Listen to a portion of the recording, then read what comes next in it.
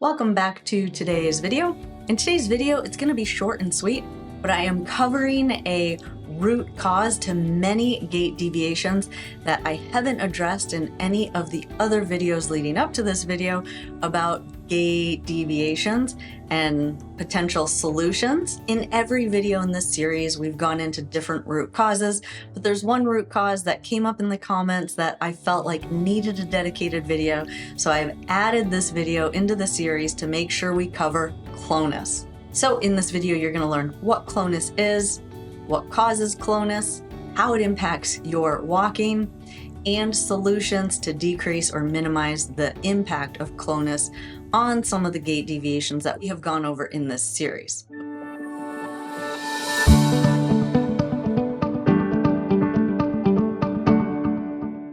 But before we dive into all that, if you're new to this channel, I'm Tara, I'm a neurologic physical therapist.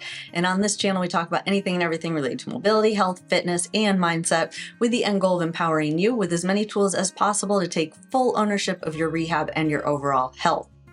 And before we dive into clonus, for those of you that are new, I want to remind you that we do have a membership program. So if you're someone that's really struggling to get to that next level in your neurologic recovery, or you feel like going to physical therapy once or twice a week is just not moving that needle as fast as you would like, I have designed a program specifically with you in mind. As a gold member, you get access to an entire vault of exercises that I use with my patients that I see in person. They are all in a software system that can help you get to the exercises that can address your specific movement problems. You can save them in your own home exercise program in your account, and every time you log in, you have your home exercise program there waiting for you, making it very, very easy to implement these into your daily routine without having to search 600, 700 videos, almost 700 videos now that we have on YouTube, trying to find those one or two exercises to help you address your specific movement problems. In addition to the exercise vault, as a gold member, you get access to our monthly Ask Me Anything sessions and our monthly webinars, which will absolutely take your neurologic rehab to the next level. To learn more about our programs and to sign up, visit rehab-hq.com. If you're unsure if our program is right for you, you can also visit that website to set up a discovery call, to talk to someone in person, tell them about your goals, some of the barriers that you're facing, and they can help you to make a decision as to whether or not our program is right for you. So to sign up or to schedule a discovery call, again, visit rehab-hq.com. And now let's dive into the topic of today's video, and that is clonus. So for those of you that have been following along on YouTube, you may have been following our gait series. And in this series, I'm going through a ton of root causes as to what causes most gait deviations. One thing I haven't mentioned that came up in the comments was clonus. Can clonus cause gait deviations, and how do you fix it? So first, yes, clonus can absolutely create some gait deviations, but first let's talk about what clonus is. Clonus is a symptom of damage to your brain or your spinal cord, and what it is when you quickly lengthen the calf muscle, or the muscles that point the foot down, the muscle will contract. We usually measure this in kind of like a down beat. So the number of down beats is how we kind of grade the clonus. So when you rapidly dorsiflex the ankle or bend the ankle up, if you have this symptom, you can trigger a clonus, or a reactive kind of pointing of the foot. So how might this impact your walking? One is, what I've noticed is some people can feel a little calf in their cramp when they load their leg. So when you go to stand on an involved leg, if your foot hits the ground slightly pointed, when you load that leg, it'll rapidly dorsiflex the ankle. And if you have clonus, the reaction will be that the foot will rapidly point. For a lot of people, they don't really know what this is. All they feel is some pain in their calf. So subconsciously, in some cases, what I've noticed is some people will just start to avoid loading that leg. What might this look like? It can look like a foot that's abducted from midline. For those of you that have been following the series, we've done a video on that. Your foot kind of stays out to the side, or you quickly try and get off the leg. So your stance time on that involved leg is decreased. What this might look like is a step 2 walking pattern where you keep your involved leg slightly forward and then you just quickly step your other leg close to the foot and then you step the involved leg again. So those are two gait deviations that can be caused from a clonus, but clonus can also cause knee hyperextension. We've done a video on this as well. So if your foot hits the ground slightly pointed or you have a toe strike kind of walking pattern, that will, when you load the leg, it'll rapidly dorsiflex that leg. You'll get this down beat.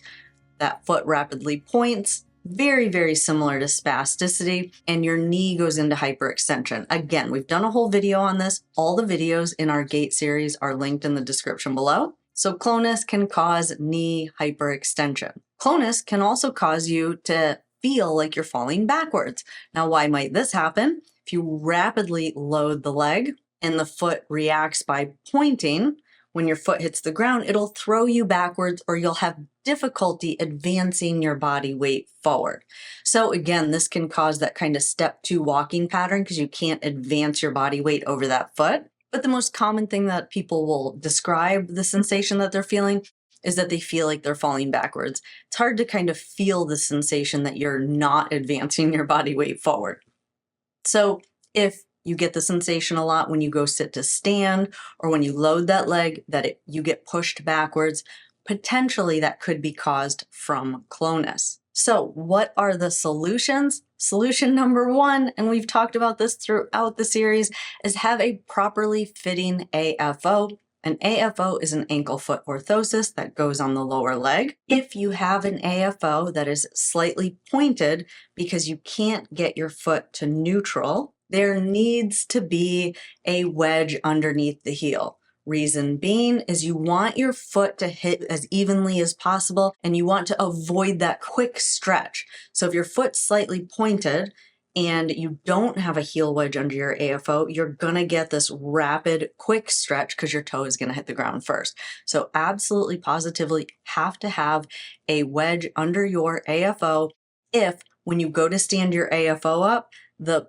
piece that goes up the back of the leg looks like it's tipped backwards. That means that your AFO is slightly pointed and there needs to be a wedge underneath the heel of that AFO. 2 is those of you that aren't wearing your AFO because you just don't like it or you feel like you're not working the leg if you're wearing your AFO.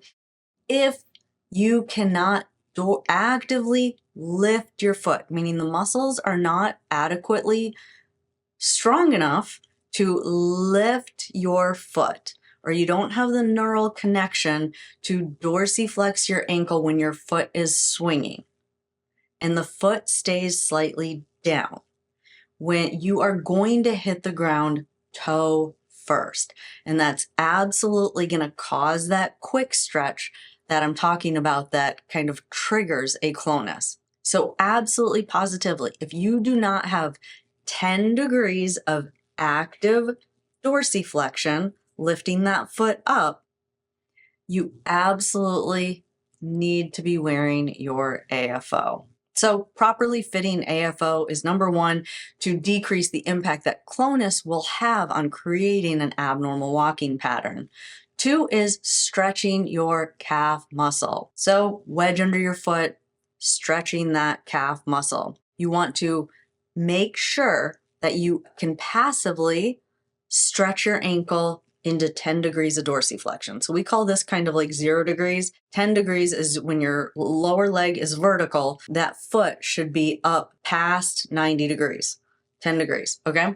Absolutely, you have to have that range of motion. If you don't, it is kind of creating this quick stretch on that calf because the calf is gonna have a little bit of tension in it when it gets to the point in the walking cycle where it needs to have that 10 degrees of ankle dorsiflexion. So absolutely, absolutely need to stretch.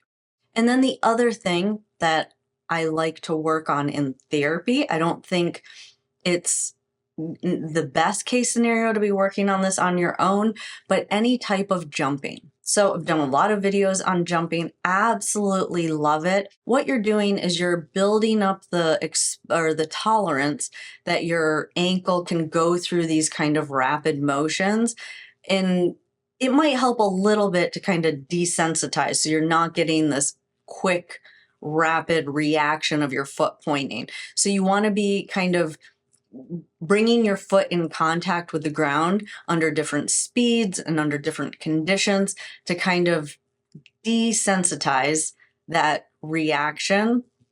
It's not going to eliminate it because, like I said, clonus is a symptom of damage to your brain or your spinal cord, but potentially it'll decrease the impact that it has on your walking because your foot is going to be hitting the ground at varying speeds in different positions. And you're kind of, with jumping, you're kind of exposing that lower leg to all these different conditions of coming into contact with the ground. So hopefully that clears up some confusion, or at least gives some awareness to some of you that might have gait deviations and you're trying to drill down to what the root cause is so that you can do the best exercises. If it's related to clonus, try some of these solutions. And in some cases, it will decrease or minimize the impact of clonus on your walking. That is it for this video. I hope it made sense to you. If you are someone that has plateaued and you are trying to get your independence back after a neurologic injury, you're going to absolutely want to check out our Gold membership program. With a Gold membership, you get access to an entire vault of home exercises that I give to my patients that I see in person, as well as access to our monthly live Q&As where you can ask questions about your specific conditions or situation, and I can help you kind of get to the best exercises in the vault. But you also have access to our monthly webinars where we cover a variety of topics on how to optimize your brain, your body, your mindset to reach that next level in your neurologic rehabilitation. To learn more about our membership programs and to sign up, you can visit rehab-hq.com. If you're unsure if our program is right for you, you can also visit rehab-hq.com and set up a discovery call where you can talk to someone live and see if our program is right for you. You can talk to someone about your specific neurologic symptoms, your problems, your goals, and they can help guide you to see if our program is right for you. And I look forward to seeing some of you on the inside. But regardless, if you just hang out with me here on YouTube, that is absolutely okay. My goal here on YouTube is to give you as much value as possible. So for those of you that can't join our program, I look forward to seeing you in the next video. But if you liked this video and you want to see more videos about gait deviations, you will want to check out this playlist right here. And you will also want to make sure you're subscribed so that you'll get notified every time I upload new videos. I enjoyed spending time with you today, and I'll see you in the next video.